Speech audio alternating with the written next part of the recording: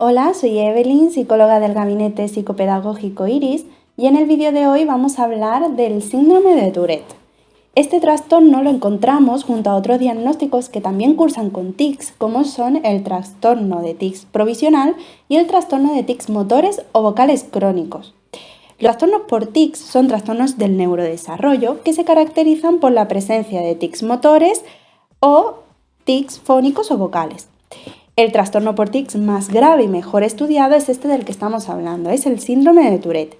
Y aunque inicialmente el síndrome de Tourette fue considerado un trastorno poco frecuente, los estudios epidemiológicos recientes estiman que su prevalencia se encuentra entre el 0,3 y el 1,5 de la población infantil. Además, estos estudios también afirman que este trastorno es más frecuente en personas del sexo masculino, describiendo una proporción entre hombres y mujeres de 4 a 1, es decir, que es 4 veces más probable que este diagnóstico se dé en el sexo masculino. Ahora bien, ¿qué son los tics? Bueno, pues son verbalizaciones o movimientos que aparecen de una forma súbita, de una forma muy rápida e involuntaria, y también que tienden a repetirse de una forma recurrente. Los tics van a fluctuar según su tipo, según su frecuencia y según su intensidad a lo largo del tiempo, por lo tanto son muy variables y pueden suprimirse temporalmente. Pero al hablar del síndrome de Tourette hablaremos también de un impulso premonitorio o de una urgencia premonitoria que consiste en una sensación de tensión interna que lleva a la necesidad de realizar movimientos o sonidos, ya sean tics motores o tics vocales, y que aliviarían esta tensión tras la realización del tic. Además, los tics aparecen normalmente hacia los 6 o los 8 años en forma de tics motores simples que están localizados principalmente en los ojos y en la cara. Y aunque hemos hablado de que los tics fluctúan según su tipo y frecuencia a lo largo del tiempo, de forma global tienden a ser más graves entre los 10 y los 12 años y también tenderán a disminuir en la llegada de la adolescencia. De esta forma nos encontramos con la siguiente clasificación. Por un lado encontramos los tics motores, que consistirían en movimientos por contracción de un músculo o de un grupo muscular. Al hablar de tics motores simples, la contracción sería de un músculo, y al hablar de tics motores complejos hablaríamos de un grupo muscular. Estas contracciones se localizan principalmente en la cara, en la cabeza y en los ojos. Y por otro lado nos encontramos a los tics fónicos o vocales, que son sonidos producidos por el paso de aire a través de la nariz, de la boca o de la faringe. De esta manera hablaremos de los tics fónicos simples o complejos. Así, por ejemplo, entre los tics motores simples encontramos parpadeos, guiños, muecas faciales, movimientos de la nariz, de la boca o de la cabeza, elevaciones de los hombros o contracciones en las extremidades. Y entre los tics motores complejos podemos encontrar, por ejemplo, el tocar objetos o a personas, extender los brazos o las piernas, la realización de gestos obscenos o inadecuados socialmente, que es lo que llamamos copropraxia, o el repetir movimientos observando a otra persona, que es lo que llamamos ecopraxia. Y entre los tics fónicos simples encontraríamos, por ejemplo, el carraspeo, la tos, la inspiración nasal de forma continuada, ¿no? O el sonido gutural. Entre los tics fónicos complejos se podrían observar, por ejemplo, el repetir la última palabra o frase pronunciada por otra persona, que es lo que llamamos ecolalia, el repetir una misma palabra o frase reiteradamente, que es lo que llamamos palilalia, o el verbalizar palabras obscenas o socialmente inadecuadas, que llamamos coprolalia. Por otro lado, otro ejemplo podría ser el cambiar el acento o la entonación de su propio discurso. De esta manera, los criterios para considerar un trastorno de la Tourette consistirían en lo siguiente. En primer lugar, que en algún momento a lo largo de la enfermedad han habido tics motores múltiples y uno o más tics vocales, aunque no necesariamente se den de forma simultánea. Por otro lado, los tics pueden fluctuar en frecuencia, pero deben persistir más de un año desde el inicio del primer tic. También el inicio debe ser anterior a los 18 años y por supuesto que esta alteración no se deba a efectos de alguna sustancia o de otro tipo de enfermedad. En cuanto a la intervención terapéutica, va a ser muy variable dependiendo de las características de cada caso en particular, ya que se ha observado comorbilidades entre el síndrome de Tourette y otro tipo de diagnósticos u otras dificultades. Por lo tanto, la intervención iría dirigida a tratar las dificultades que en cada caso se presenten y no solo dirigida al abordaje de los tics.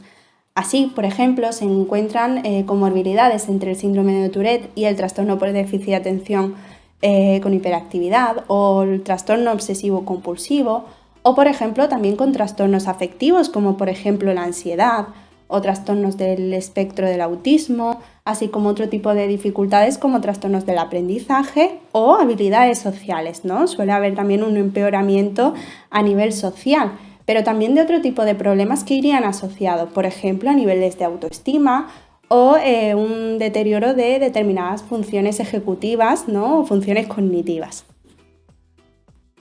Al existir tantas variables o tantas dificultades asociadas a este síndrome, la intervención deberá realizarse de una forma integral, teniendo en cuenta todas esas dificultades. Ahora bien, en lo que se refiere a la intervención terapéutica propiamente dirigida a los tics, el objetivo de la intervención va a consistir en disminuir su gravedad y la frecuencia de los mismos. En función de la gravedad de los síntomas, las intervenciones que se han mostrado eficaces serían las dos que podéis observar. En un primer nivel encontraríamos lo que hemos llamado psicoeducación y monitorización de los tics y si esta gravedad de los tics es mayor, encontraríamos dos técnicas que han resultado ser muy eficaces para abordar los tics, que son el entrenamiento en reversión del hábito y la técnica de exposición y prevención de respuesta. En cuanto al primer nivel, la psicoeducación y la monitorización de los TIC consistiría en analizar los aspectos que están relacionados con las características de los TIC, es decir, en qué situaciones se dan, qué variables son las que hacen que aumente la probabilidad de que se den estos TICs, ya que suelen aumentar ante situaciones de estrés o de ansiedad, por ejemplo, ¿no? Ante qué momentos son más frecuentes, cuándo empiezan a desaparecer, ya que muchas veces la naturaleza de los tics es muy cambiante. Pueden haber remisiones durante algunos periodos y puede haber periodos de agravamiento de los tics, por ejemplo, como comentaba antes, situaciones de estrés. También ofrecerles a la familia una explicación sobre la historia natural de los tics y sobre cómo suelen funcionar. Lo que hablábamos anteriormente, por ejemplo, de la urgencia premonitoria, ¿no? Que consistiría en esa tensión interna que sienten ante la necesidad de realizar los tics, ya sean motores o vocales, ¿no? Y que esa tensión solo se aliviaría tras la realización de los tics. Por otro lado, también ofrecer explicaciones sobre la involuntariedad de los tics, ¿no? Junto a esa urgencia premonitoria que trabajando en ella quizás podemos llegar a esa potencialmente suprimir los tics. Por otro lado, también la psicoeducación consistiría en minimizar la posibilidad de estigmatización, ya que muchas veces los entornos que rodean al niño a nivel social o a nivel familiar están muy dirigidos hacia la atención del TIC, a cuándo se hacen, cuándo no, cuándo aumenta la frecuencia de los mismos, cuándo disminuye, y esto puede hacer que estos niños pues se empiecen a sentirse muy mal, tengan sus problemas de autoestima, comiencen a ser más retraídos socialmente, por ejemplo, con lo cual habría que trabajar también en cómo atendemos o cómo observamos estos TICs a fin de minimizar esa estigmatización de los mismos. En cuanto a las técnicas de intervención terapéutica que se habían mostrado eficaces a la hora de trabajar con los TIC, encontramos en primer lugar el entrenamiento en reversión del hábito, que consiste en realizar una conducta incompatible con el TIC al identificar ese impulso premonitorio, hasta que la tensión interna desaparece. Y por otro lado, también hablaba de la técnica de exposición y prevención de respuesta, que consistiría en identificar el impulso premonitorio y no realizar el TIC, comprobando que la tensión interna remite de forma espontánea con el transcurso del tiempo. Estas técnicas deben realizarse bajo una intervención terapéutica dirigida por un profesional, ya que, como hablaba anteriormente, el síndrome de Tourette se ha visto asociado a muchas otras dificultades, incluso a comorbilidades con otro tipo de diagnósticos, como hablábamos del trastorno obsesivo-compulsivo, trastornos del espectro autista o trastornos por déficit de atención e hiperactividad.